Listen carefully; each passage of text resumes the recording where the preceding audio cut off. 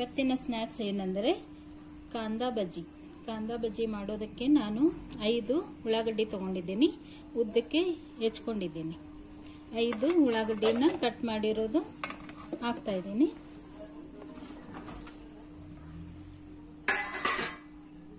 ಅದಕ್ಕೆ 1 ಬಟ್ಲು ಕಡಲೆ ಹಿಟ್ಟು ತಗೊಂಡಿದ್ದೀನಿ.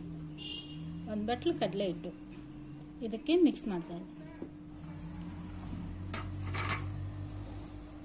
2 ಟೇಬಲ್ ಸ್ಪೂನು ಕಾರ್ನ್ಫ್ಲೋರ್ ತಗೊಂಡಿದ್ದೀನಿ.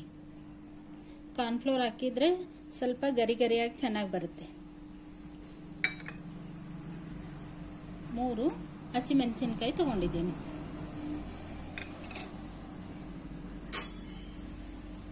ಸ್ವಲ್ಪ ಕರಿಬೇವು, ಒಂದು ಸ್ವಲ್ಪ ಕೊತ್ತಂಬರಿ, ಓಂಕಾಳು, ಇದು ಧನಿಯಾ ತಗೊಂಡಿದ್ದೀನಿ. ಧನಿಯಾ ಕಾಂದಾ ಬಜ್ಜಿಗೆ ಹಾಕಿದ್ರೆ ಟೇಸ್ಟ್ ಚೆನ್ನಾಗಿ ಬರುತ್ತೆ. ಈ ತರ ಉಜ್ಜಿಬಿಟ್ಟು ಹಾಕ್ಬೇಕು. ಈ ತರ ಆಗಿರ್ಬೇಕು. ಇದು ಸ್ವಲ್ಪ ಹಾಕೊಳ್ತಿದ್ದೀನಿ. ಇದಕ್ಕೆ ಸೋಡಾ,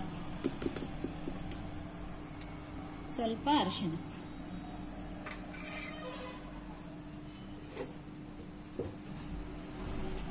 ರುಚಿಗೆ ತಕ್ಕಷ್ಟು ಉಪ್ಪು. ಜಾಸ್ತಿ ಹಾಕಿದ್ರೆ ಉಪ್ಪು ಅನ್ಸುತ್ತೆ, ನೋಡ್ಕೊಂಡು ಹಾಕಿ.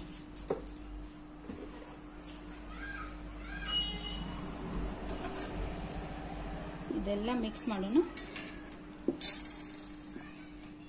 ಸ್ಟಾರ್ಟಿಂಗ್ಗೆ ನೀರು ಹಾಕಬಾರ್ದು, ಇದೇ ಉಳ್ಳಾಗಡ್ಡಿ ಒಳಗೆ ಕಲಿಸ್ಕೋಬೇಕು ಕಡಲೆ ಹಿಟ್ಟನ್ನ. ಅದು ನೀರು ಬಿಡುತ್ತೆ ಉಪ್ಪು ಹಾಕಿದ ನಂತರ. ಇದು ನೋಡಿಕೊಂಡು ನೀರು ಹಾಕೊಳ್ಬೇಕು. ಎಷ್ಟು ಬೇಕೋ ಅಷ್ಟೇ ಹಾಕೋಬೇಕು ನೀರು. ಜಾಸ್ತಿ ತೆಳುವಾದರೆ ಕಾಂದಾ ಬಜ್ಜಿ ಚೆನ್ನಾಗಾಗಲ್ಲ. ಇದಕ್ಕೆ 2 ಸ್ಪೂನು ಬಿಸಿ ಎಣ್ಣೆ ಹಾಕ್ತಾ ಇದ್ದೀನಿ.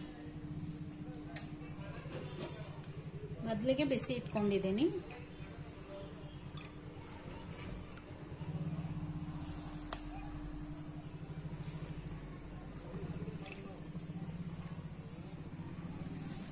ಎರಡು ಸ್ಪೂನ್ ಎಣ್ಣೆ ಹಾಕಿದ್ದೀನಿ. ಇವಾಗ ಕಲಸಷ್ಟು.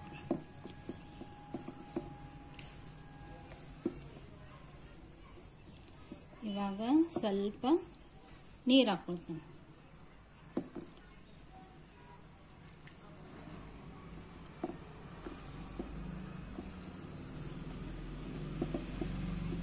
ನೋಡ್ಕೊಂಡು ನೀರು ಹಾಕೊಳ್ಳಿ. ಸ್ಟಾರ್ಟಿಂಗ್ ಒಮ್ಗಿಲ್ಲೇ ನೀರು ಹಾಕೊಳ್ಳಕ್ಕೆ ಹೋಗಬೇಡಿ. ತಿಳುವಾದ್ರೆ ಮತ್ತೇನು ಮಾಡ್ಲಿಕ್ಕಾಗಲ್ಲ.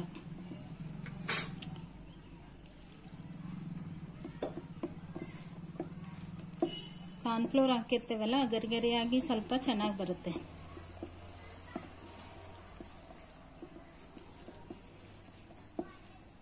ಈ ಅದಕ್ಕಿದ್ರೆ ಸಾಕು. ಈ ಅದಕ್ಕಿರಬೇಕು. ಇದು ಸಾಯಂಕಾಲ ಚಹಾ ಜೊತೆ ಚೆನ್ನಾಗಿರುತ್ತೆ.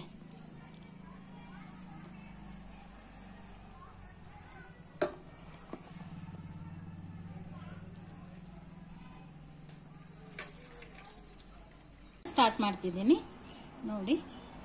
ಎಣ್ಣೆ ಬಿಸಿ ಇದೆ, ಆವಾಗಲೇ ಬಿಸಿ ಇಟ್ಟಿದ್ದೀನಿ ಎಣ್ಣೆನ.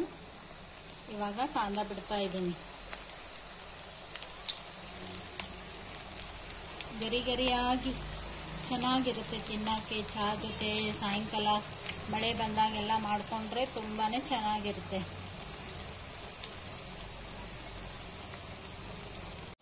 ರೆಡಿ ಆಗ್ತಾ ಇದೆ. ಇವಾಗ ರೆಡಿ ಆಯಿತು, ತೆಗಿತಾ ಇದ್ದೀನಿ.